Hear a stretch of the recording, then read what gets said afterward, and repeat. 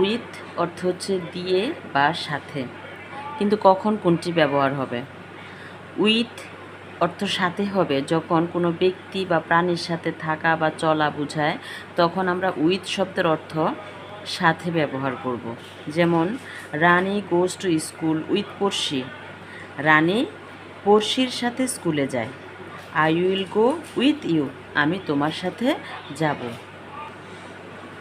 With অর্থ দিয়ে বা দ্বারা হবে যখন কোনো বস্তু, যন্ত্র বা মাধ্যম দিয়ে কাজ করা বোঝায়, তখন আমরা যখন উইথ শব্দটা ব্যবহার করব এর অর্থ দাঁড়াবে দিয়ে বা দ্বারা। যেমন fill in the blanks with suitable words, অর্থাৎ খালি ঘর পূরণ করো উপযুক্ত শব্দ দিয়ে। উপযুক্ত শব্দ দিয়ে খালি ঘর পূরণ করো।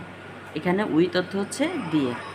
Cut the paper with a seizure, কাঁচি দিয়ে কাগজটি কাটো।